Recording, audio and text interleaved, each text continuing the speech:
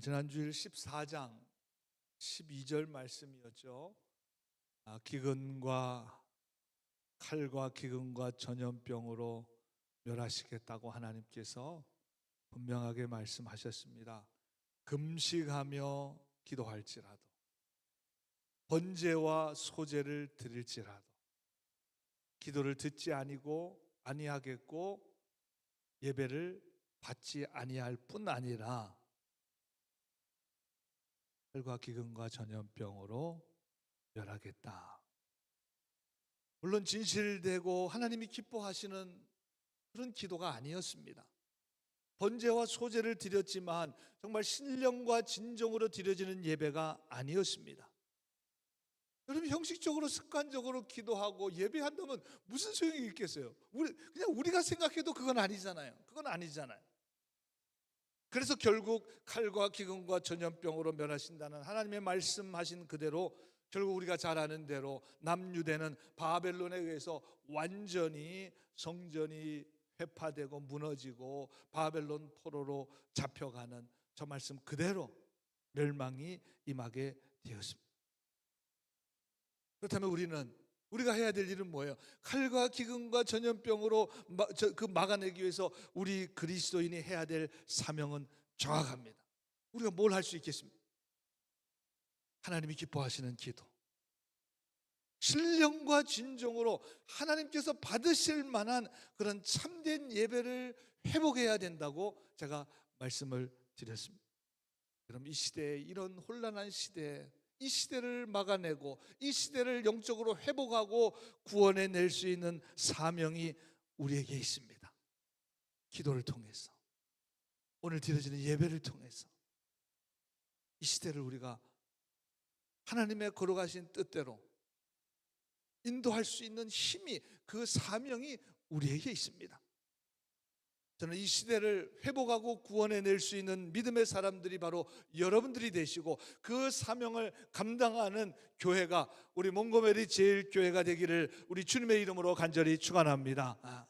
우리 옆 사람하고 한번 이렇게 인사했으면 좋겠어요. 사명을 감당할 사람은 당신밖에 없습니다. 사명을 감당할 사람 당신밖에 없습니다.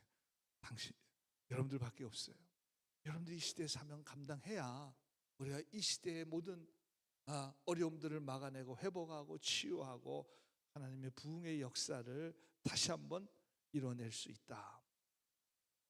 오늘 본문 15장 말씀이에요. 오늘 본문 1절입니다. 모세와 사무엘이 내 앞에 섰다 할지라도 그랬습니다. 이 좀 14장하고 좀 이어지는 것 같아요.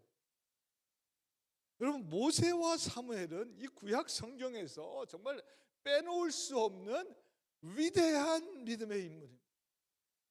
모세, 사무엘. 출애굽기 32장에 보면 모세가 시내산에 올라갔을 때 이스라엘 백성들이 금송아지 우상을 만들어서 숭배했습니다.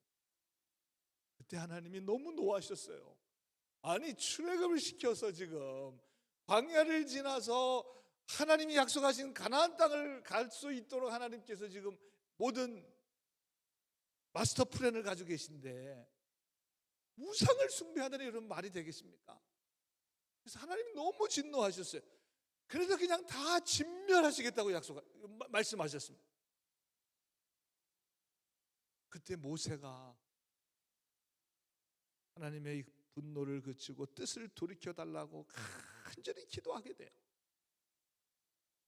14장 32절에 여호와께서 뜻을 돌이키사 말씀하신 화를 그 백성에게 내리지 아니하니.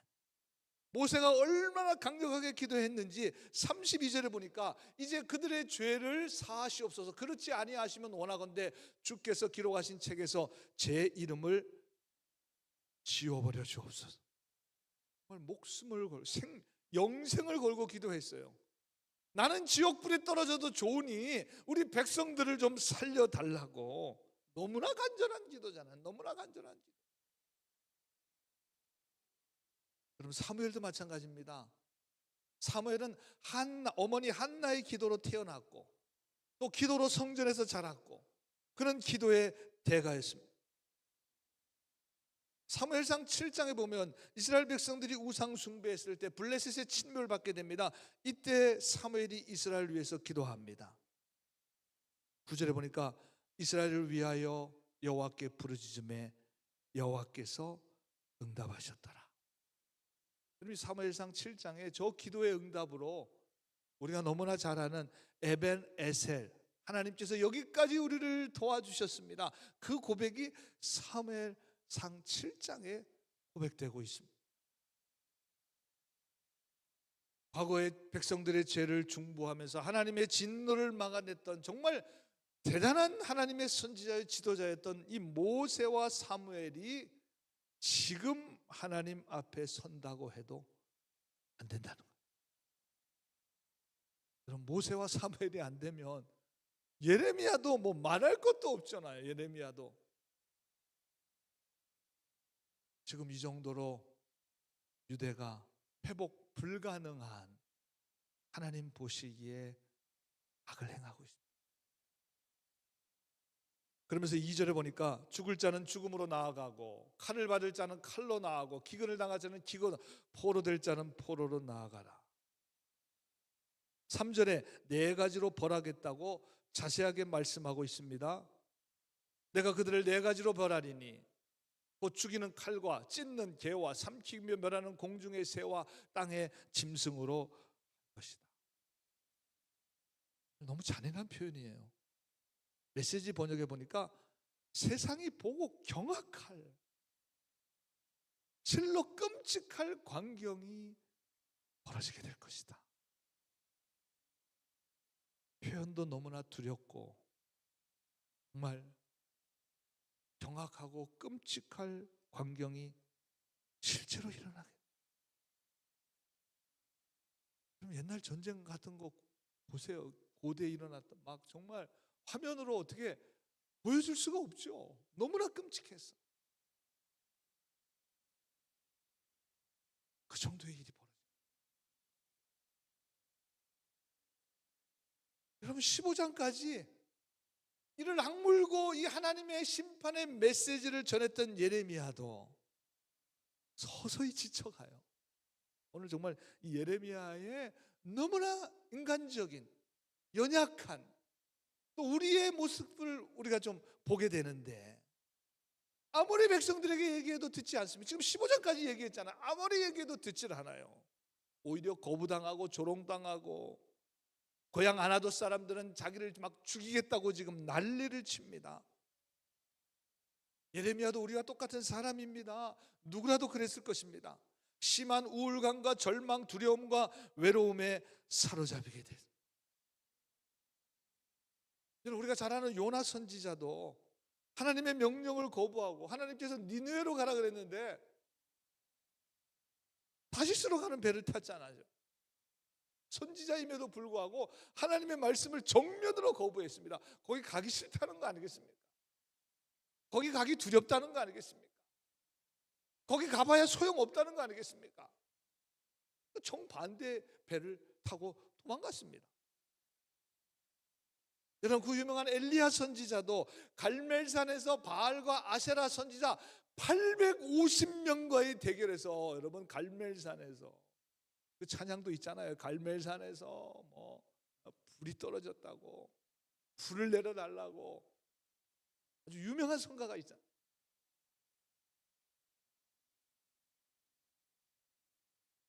그렇게 승리했습니다.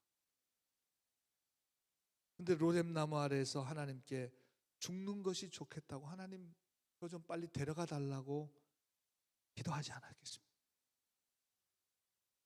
얼마나 힘들었으면, 얼마나 낙심이 됐으면, 얼마나 지금 상황에 도저히 방법이 없다고 생각했으면, 죽는 것이 더 낫다고 할 정도면 이거는 엄청난 두려움 아니겠습니까? 지금 예레미야도 이와 비슷한 상황에 처해 있습니다. 깊은 절망에 휩싸여 있습니다. 우리가 읽지는 않았지만, 우리가 지금 15장의 맨 뒷부분만 읽었는데 읽지는 않았지만 10절에 보니까 이런 표현까지 해요. 내게 재앙이로다. 나의 어머니요, 어머니께서 나를 온 세상에 다투는 자와 싸우는 자를 만날 자로 낳으셨도다. 어머니께서 저를 세상에 태어나게 해주셨는데 세상에 태어나고 보니까 전부 다 싸울 사람들이에요. 전부 다 나를 괴롭히는 사람들이에요. 그러니 이거 감당이 되겠습니까, 여러분? 나를 좀 도와줄 사람도 있어야 되는데 전부 다 그냥 온 세상이 나와 다투고 싸우는, 만나는 사람마다 다 싸우는 사람들이에요. 20장 18절에 가면 이렇게까지 얘기합니다. 어찌하여 내가 태에서 나와서 고생과 슬픔을 보며 나의 나를 부끄러움으로 보내는고. 얼마나 힘들었으면, 힘든 건 알겠는데 얼마나 힘들었으면 자기가 태어난 것을 후회할 정도면. 여러분, 이거 후회의 끝판왕 아니겠습니까? 이거보다 더 큰 후회는 없잖아요. 내가 태어난 걸 후회하는 것보다 더 큰 후회가 있겠습니까? 여러분, 후회는 결국 하나님을 원망하는 대로 참 이게 내가 후회하고 내가 하나님 앞에 정말 진실하게 회개로 나아가면 참 좋겠는데 그게 잘 안 돼요. 그게 쉽지 않아요. 그러니까 다른 사람 고난 당할 때는 저분 빨리 저 고난을 딛고 좀 회개하면 좋을 텐데 그런 마음이 드는데 내가 정작 당하면 그게 안 됩니다. 그게 안 돼요. 그래서 우리가 다른 사람의 고난에 대해서 함부로 이야기할 수 없는 이유예요. 다 어렵습니다. 누굴 원망하게 됩니다. 예레미야도 그랬습니다. 16절에 보니까 내가 주의 말씀을 얻어먹었사오니 주의 말씀은 내게 기쁨과 내 마음의 즐거움이. 하나님의 말씀을 받았을 때는 정말 내가 이렇게 거룩한 하나님의 사명을 감당할 사람으로 하나님이 택해 주셨으니 얼마나 여러분 감격스럽습니까? 얼마나 기쁩니까? 18절에 가서 보니까 그 기쁨과 즐거움과 그 벅찬 감격이 나의 고통이 계속하며 상처가 중하여 낫지 아니하면 어찌 됨이니까? 주께서는 내게 대하여 물이 말라서 속이는 시내 같으시리이까? 지금 하나님께 얘기하는 메시지 번역해 보니까 주님은 그저 신기루입니다. 멀리서 보면 오아시스이지만 멀리서 보면 오아시스 같아요, 물 같아요. 그런데 열심히 달려가서 보니까 먼지예요. 오아시스가 아니에요. 물이 아닙니다. 모래예요. 그냥 멀리서 봤을 때 오아시스였던 거죠. 하나님께 대해서 저 말을 하고, 이 말은 하나님 이제 도저히 못 믿겠습니다. 언제까지 이래야 됩니까? 뭔가 나아질 기미가 보이지 않지 않습니까, 하나님? 아니 내가 좀 말씀도 전하면 백성들이 좀 돌아오고 어떻게 좀 뭐가 그래도 10%, 20%, 30%, 40%, 좀 50% 뭐가 좀 보여야 되지 않습니까? 지금 0% 아닙니까? 아무런 기미가 보이지 않습니다. 이 정도면 예레미야가 지금 단단히 하나님께 원망하는 거죠. 하나님 지금 왜 이랬습니까? 그리고 여러분, 이 원망이 계속되면 자기 연민에 빠지게 됩니다. 이게 아주 정식 코스예요. 후회, 원망, 자기 연민. 17절에 보니까 내가 기뻐하는 자의 모임 가운데 앉지 아니하며 즐거워하지도 아니하고 주의 손에 붙들려 홀로 앉았사오니 이는 주께서 분노로 내게 채우셨습니다. 이해는 되지만 조금 말이 좀 어렵습니다. 메시지 번역해 보니까 하나님, 저는 웃고 떠드는 즐거운 저 무리에 한 번도, 그렇죠, 한 번도 섞인 적이 없죠. 그냥 사람들 쫓아서 그냥 평안하다는 거짓 예언자들 따라서 예레미야는 그냥 평안하다 사람들 듣기 좋은 말 하지 않았습니다. 그래서 하나님 말씀을 외치는 거예요. 한 번도 섞인 적이 없습니다. 저는 다만 주님이 이끄시는 대로 길을 따라갔습니다. 그렇죠, 주님 말씀하시는 그 말씀을 따라 예레미야는 갔습니다. 그러나 이 떠나지 않는 고통은 왜입니까? 어째서 제 상처가 나아질 가망이 없이 점점 지금 예레미야가 지금 막 힘드는 거예요. 지금 내 고통은 하나도 나아지는 게 없어요. 나아질 가망도 보이지 않습니다.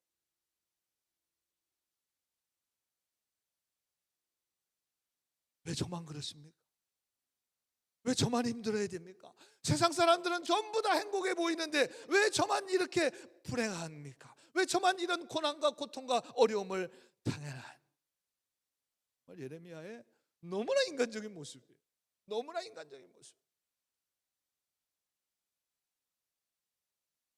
여러분 15장 전체는 우리가 읽은 마지막 세 절만 빼고는 거의 예레미야의 후회와 탄식, 원망과 절망, 고통과 아픔과 상처, 쓴뿌리, 자기 연민, 정말 예레미야의 정말 벌거벗은 모습을 보는 것 같습니다. 이 15장 전체가.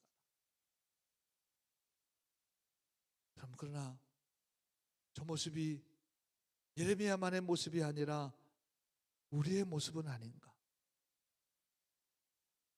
겉으로는 잘 포장되어 있는지 모르지만 속을 들여다보면 정말 이루 말할 수 없는 그런 아픔과 상처와 쓴뿌리들이 우리의 심령에 깊숙이 자리하고 있음을 우리들도 문득문득 보게 되잖아요. 보기 싫지만 어떨 때는 마주할 때가 있습니다. 저도 저 자신을 볼 때 어떨 때는 정말 깜짝 놀라기도 합니다. 아니 내 안에 해결됐다고 생각이 됐는데 내 안에 아직도 이 쓴뿌리가 남아있고,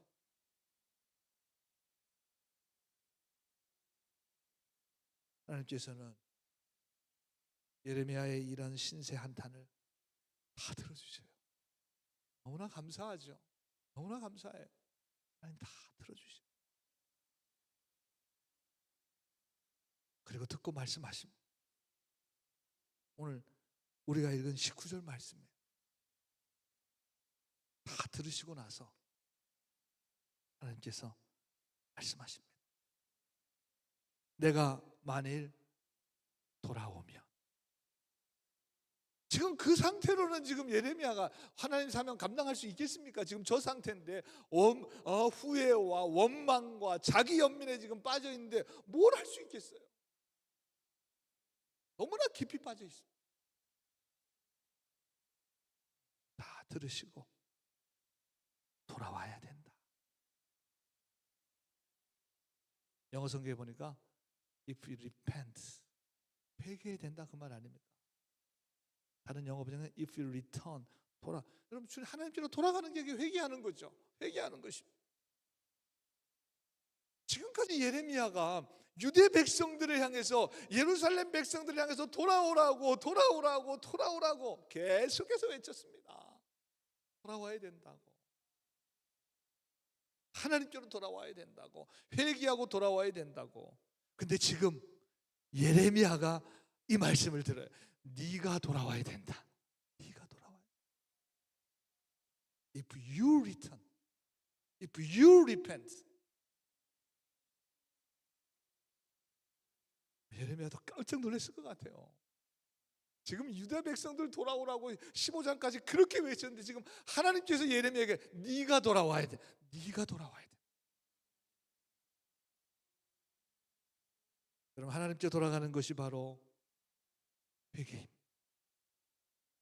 여러분 신앙생활하면서 회개는 언제나 있습니다. 교만한 사람들의 가장 큰 특징은 회개하지 않습니다.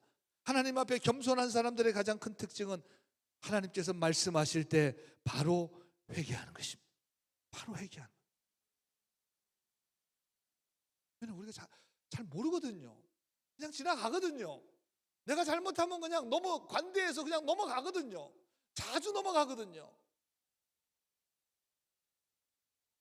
하나님 말씀해 주실 때 1장에서 15장까지 예레미야도 잘못했겠죠. 왜 잘못 안 했겠습니까? 예레미야라고. 그냥 넘어왔어요. 근데 이제 15장에서 하나님 말씀하신 네가 돌아와야 돼.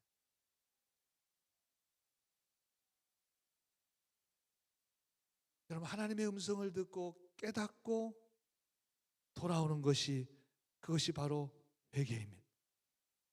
말로만이 아니라, 말로는 누가 못하겠어요. 유턴해야 돼. 다시 돌아와야 돼. 리턴해야 돼. 회개하면, 돌아오면 내가 너를 다시 이끌어 내 앞에 세울 것이다. 여러분, 언제나 무너진 내 믿음과 신앙은 다시 회개를 통해서 세워지게 됩니다. 회개해야 하나님이 다시 세워주십니다. 오늘 이 시대에 우리가 많이 무너졌다 그래. 신앙도 무너지고 교회도 무너지고 모든 삶이 무너졌다고 그렇게 말합니다. 여러분, 이 무너진 것을 다시 세우는 길은 회개밖에 없습니다. 회개해야 내 신앙을 다시 세우는 것도, 교회를 다시 세우는 것도, 이 시대에 다시 부흥의 회복으로 다시 세워지는 것도 회개해야 다시, 거기서부터 시작되는. 오늘 우리 하나님 앞에 형식적인 회개가 아니라 리턴, 진실한 회개함으로 여러분의 삶이 회복되고 치유되고 다시 세워지는 그런 귀한 은혜가 임하게 되기를 주님의 이름으로 간절히 소원합니다. 형식적 회개가 아니라 진실로 회개한 사람은 19절 계속해서 내가 돌아오면 내가 너를 다시 세울 것이고 믿음을 다시 세워줄 것이고, 내가 만일 헛된 것을 버리고 귀한 것을 말한다면, 그랬습니다.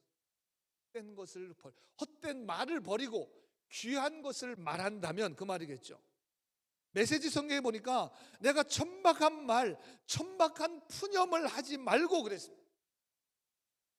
여기서 그만, 하나님 말씀하세요. 이제 그만하라고 말씀하십니다. 힘들다고, 죽겠다고, 안 된다고, 누구 때문이라고, 이 세상이 그렇다고, 이제 더 이상 그런 말 하지 말라.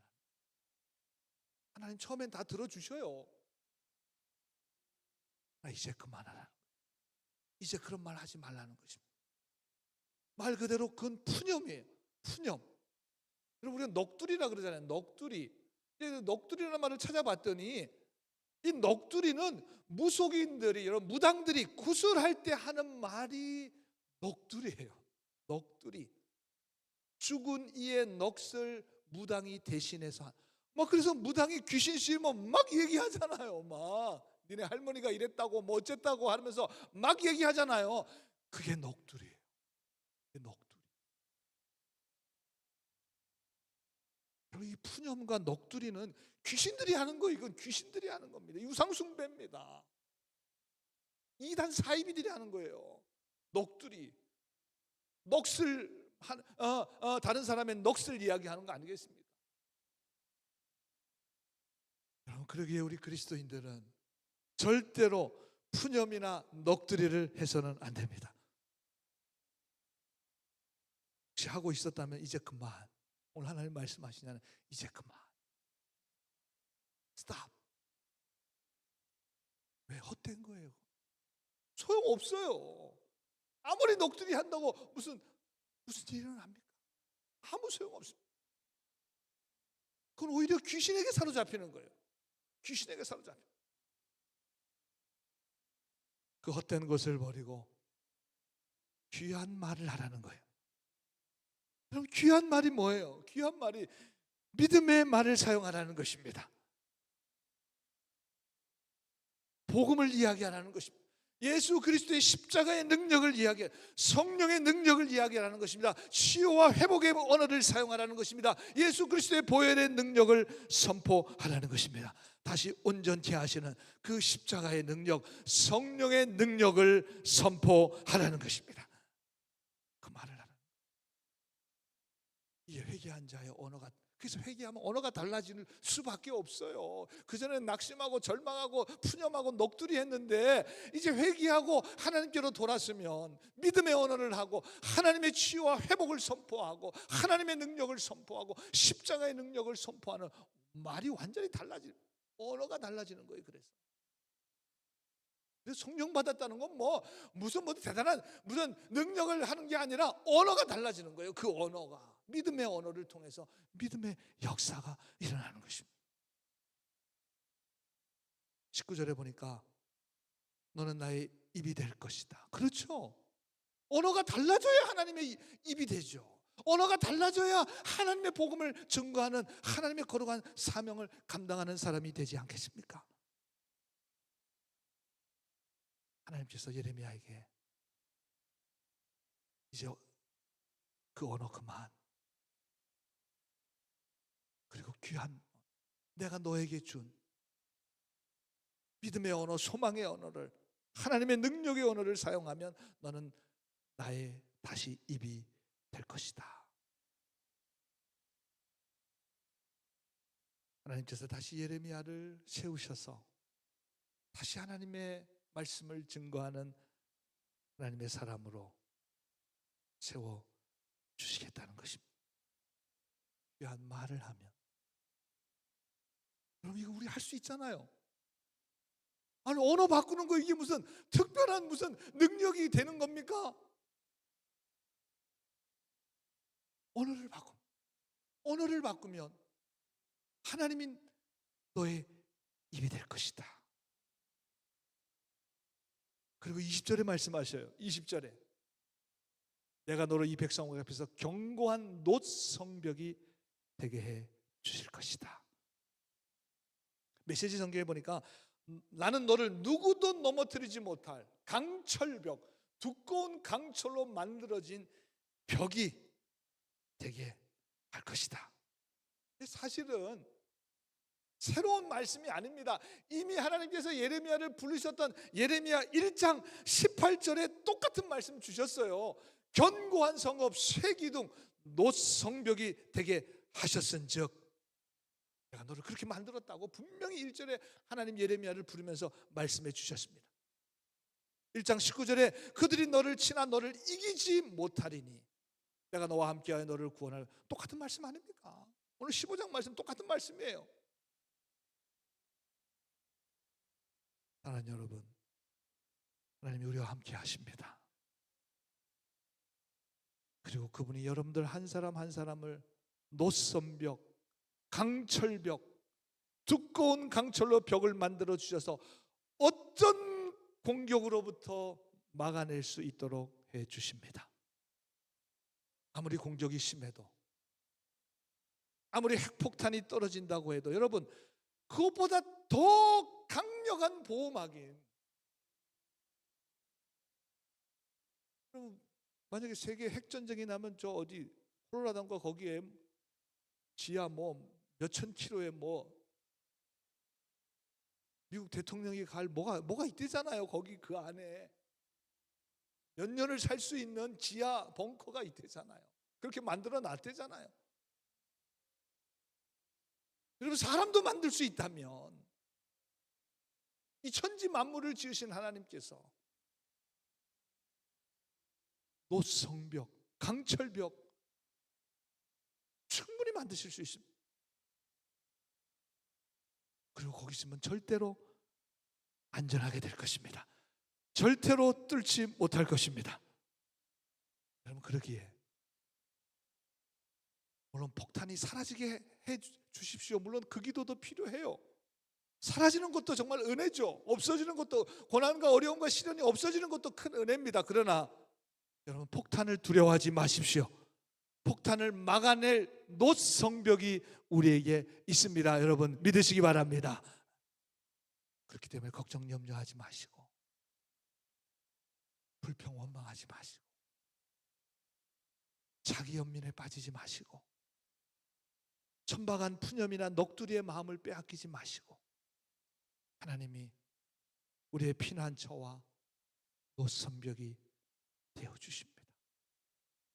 오늘 우리가 이 말씀 듣고 깨달았다면 이제 그만, 이제 스탑하고 하나님을 믿고 하나님을 의지하고, 어려움이 내 삶에 사라지지 않는다고 해도 하나님의 놋성벽, 하나님의 놋 강철벽이 우리를 보호하고 여러분들을 붙들고 계심을 믿고 우리 시대의 이 어려움을 하나님이 세워주신 이 놋성벽과 강철벽으로 감당하며 이기며 승리하며 나갈 수 있는 우리들 모두가 다 되시기를 우리 주님의 이름으로 간절히 축원합니다. 기도하겠습니다.